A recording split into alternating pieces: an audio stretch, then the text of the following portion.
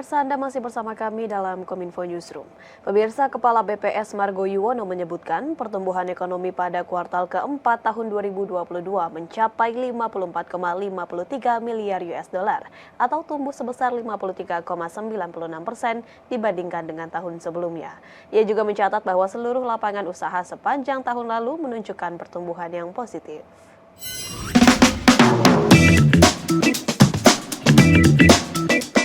Badan Pusat Statistik mencatat surplus perdagangan barang pada triwulan 4 tahun 2022 sebesar 14,69 US dollar atau tumbuh 42,34% dibandingkan dengan triwulan yang sama pada tahun 2021. Sementara surplus sepanjang tahun 2022 mencapai 54,53 miliar US dollar atau tumbuh 53,96% dibandingkan dengan tahun sebelumnya. Hal itu disampaikan Kepala Badan Pusat Statistik Margo Yuwono dalam konferensi pers di Jakarta. Surplus neraca perdagangan didorong oleh naiknya harga komoditas ekspor unggulan yang memberikan windfall bagi perekonomian domestik. 3 komoditas ekspor unggulan yang mengalami peningkatan nilai secara signifikan diantaranya dari batu bara, besi, dan baja, dan minyak kelapa sawit. Selain itu, secara nominal, perekonomian Indonesia sudah lebih tinggi dari sebelum pandemi COVID-19, yakni tahun 2019, dengan produk domestik bruto atas dasar harga berlaku atau ADHB sebesar 15,83 ribu triliun rupiah dan PDB atas dasar harga konstan atau ADHK sebesar 10,95 ribu triliun rupiah. Di tahun 2022 berhasil meningkat mencapai 19,59 ribu triliun rupiah dan PDB ADHK 11,71 ribu triliun dengan PDB per kapita mencapai 71 juta rupiah. Dari sisi produksi, pertumbuhan ekonomi tertinggi pada tahun 2022 terjadi pada lapangan usaha transportasi dan pergudangan sebesar 19,87% year on year. Diikuti sektor penyediaan akomodasi dan makan minum dan jasa lainnya. Neraca perdagangan Indonesia, khususnya neraca perdagangan barang, ini mencatatkan surplus, ya, baik di triwulan 4 tahun 2022 maupun secara kumulatif sepanjang tahun 2022.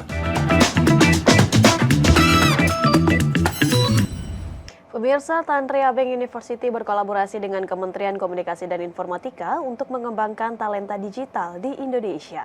Melalui Digital Leadership Academy dirancang untuk meningkatkan kemampuan manajemen, kepemimpinan hingga kebijakan publik. Kementerian Komunikasi dan Informatika tengah menyusun program kerjasama dengan Tanri Abeng University untuk mengembangkan talenta digital Indonesia. Kerjasama tersebut akan dilakukan dengan mengoptimalkan program Digital Leadership Academy. Sesuai dengan tujuan dari program Digital Leadership Academy untuk meningkatkan daya saing ekonomi digital Indonesia bagi pemimpin dan eksekutif perusahaan serta pembuat kebijakan publik.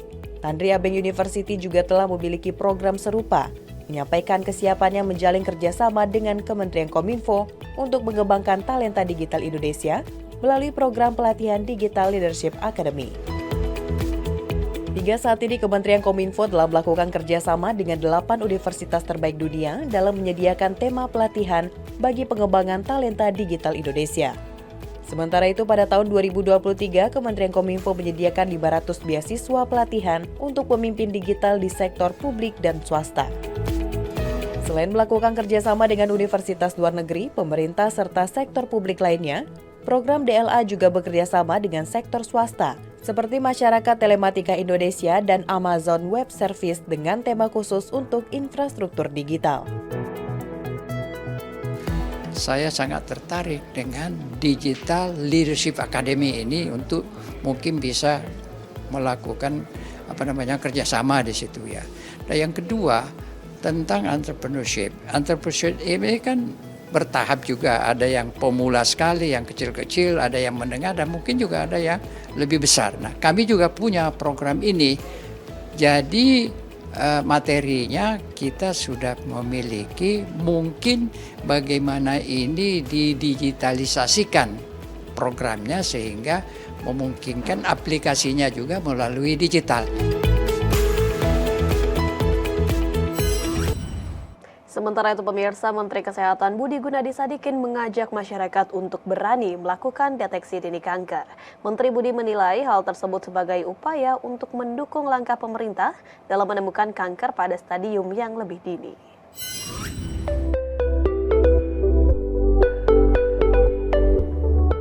Peringatan Hari Kanker Sedunia atau World Cancer Day jatuh pada setiap tanggal 4 Februari. Hal ini mengingatkan dunia tentang penyakit kanker dan dampak serta pentingnya upaya pengendalian kanker.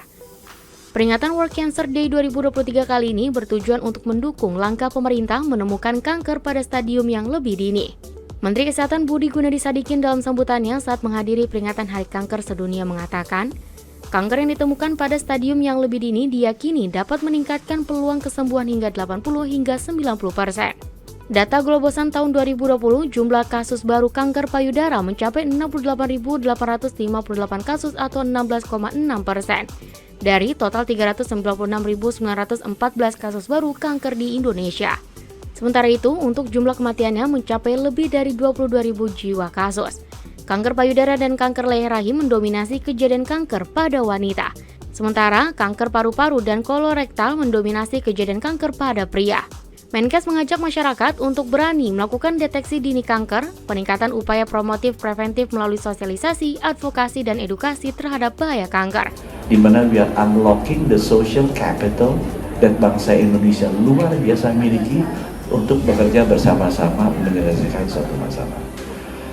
Jadi ibu, anaknya Pak Baramuli, aku ingat nih, Ibu Barbara, aku yang ini belum hafal, Ibu Linda, dan ibu-ibu yang ada di sini, aku minta tolong dari hati yang paling dalam. Yuk bantu Kementerian Kesehatan bersama-sama untuk melakukan sosialisasi, edukasi, promosi untuk deteksi kanker dini. Di kesempatan yang sama, Ketua Perhimpunan Dokter Spesialis Onkologi Radiasi Indonesia menyampaikan komitmen untuk membantu pemerintah dalam melakukan edukasi kanker di 514 kabupaten dan kota di seluruh Indonesia. Ciptakan lingkungan yang cerdik, kemudian juga lakukan pencegahan screening deteksi dini sesuai dengan anjuran pemerintah. Dan tugas kami semua adalah membantu pemerintah untuk bagaimana kita bisa menurunkan beban kanker di negara ini. Informasi lainnya pemirsa, laporan Indeks Persepsi Korupsi atau IPK tahun 2022 oleh Transparency International mencatat bahwa skor Indonesia dalam indeks tersebut sebesar 34, turun 4 poin dari tahun sebelumnya.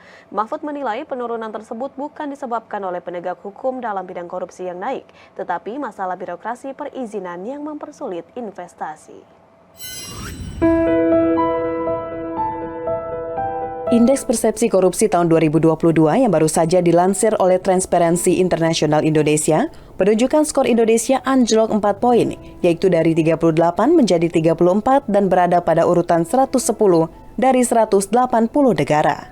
Menteri Koordinator Bidang Politik, Hukum, dan Keamanan Mahfud MD menduga degradasi tersebut diakibatkan oleh maraknya operasi tangkap tangan yang dilakukan oleh Komisi Pemberantasan Korupsi. Faktor lain pencapaian buruk Indonesia antara lain indikator ekonomi mengalami sejumlah tantangan yang besar antara progresivitas perusahaan dalam menerapkan sistem anti korupsi dengan kebijakan negara yang melonggarkan kemudahan berinvestasi. Itulah sebabnya pemerintah itu lalu mengeluarkan Undang-Undang Cipta Kerja dalam bentuk Omnibus Law. Itu maksudnya agar tidak bertele-tele gitu ya. Dalam proses perizinan tidak bertele-tele, tidak dikerjakan oleh beberapa meja, tapi ada satu pintu. Mahfud menambahkan pemerintah secara tegas telah serius memberantas korupsi, baik dari aksi tindakan administrasi birokrasi maupun instrumen hukum dengan digitalisasi pemerintah melalui penerapan SPBE.